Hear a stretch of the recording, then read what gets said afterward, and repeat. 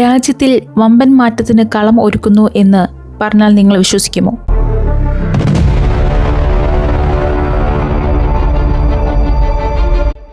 അതായത് digital കറൻസിയിൽ E-rupee എന്ന് പറയുന്ന സംവിധാനം വരാൻ പോവുകയാണ്.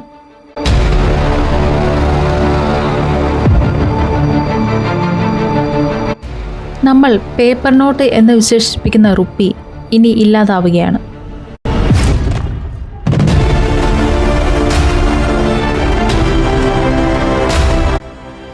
നമ്മൾ ഇപ്പോൾ ഏറ്റവും കൂടുതൽ ആശ്രയിക്കുന്നത് ഗൂഗിൾ പേ, ഫോൺ പേ എന്ന് പറയുന്ന പല ആപ്ലിക്കേഷൻസ് ആണ് അല്ലേ?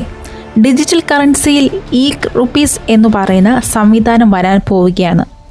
ഇ-റുപ്പീസ് വരുമ്പോൾ ലിക്വിഡ് കറൻസി സമ്പൂർണ്ണമായി ഇല്ലാതാകും. അതായത് നമ്മൾ ഇപ്പോൾ യൂസ് ചെയ്യുന്ന പേപ്പർ നോട്ടുകൾ അതുപോലെ തന്നെ പൈസകൾ ഇതൊക്കെ ഇല്ലാണ്ടാവും.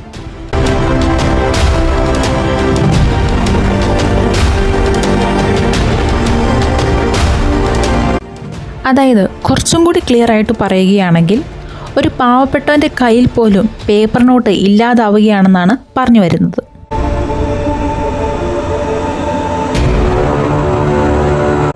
എന്താണ് ഇ-റുപ്പീസ്? സാധാരണ ജനങ്ങൾക്ക് ഇതുകൊണ്ട് എന്താണ് ഉപയോഗം? കേന്ദ്രം ഇതുകൊണ്ട് എന്താണ് ലക്ഷ്യമിടുന്നത്? പേപ്പർ കറൻസി ഉള്ളതുകൊണ്ടാണ് ബ്ലാക്ക് മണി ഒരുപാട് നടക്കുന്നത് അല്ലേ? അതായത് കള്ളക്കച്ചവടം, കൈക്കൂലി, ബ്ലാക്ക് മണി, വൈറ്റ് മണി ആകുന്നത്, നോട്ടച്ചടി ചെലവ്, കള്ളനോട്ടടി ഇതെല്ലാം.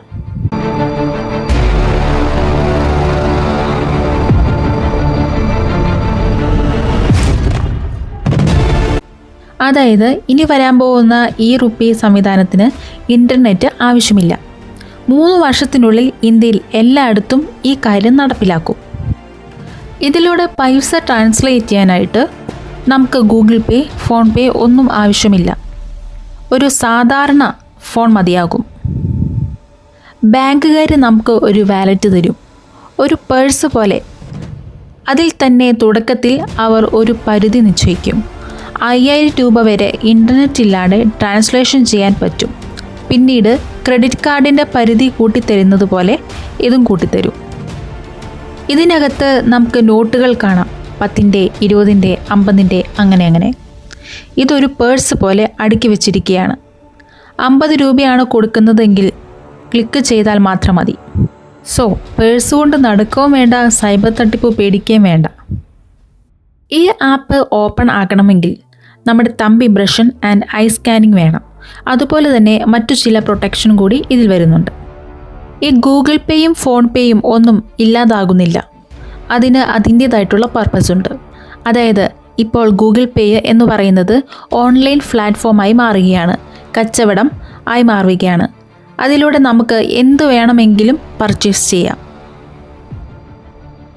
എന്തുകൊണ്ടാണ് അവർ വഴിതിരിച്ചു പോയതെന്ന് ചോദിച്ചാൽ, ഇ-റുപ്പീസ് ഒക്കെ വരുമ്പോഴേക്കും പൈസ കൊടുക്കുകയും എടുക്കുകയും മാത്രം ചെയ്യുന്നൊരു പ്ലാറ്റ്ഫോം ആയാൽ മാത്രം മുന്നോട്ട് പോകാൻ കഴിയില്ലെന്ന് അവർ മനസ്സിലാക്കി.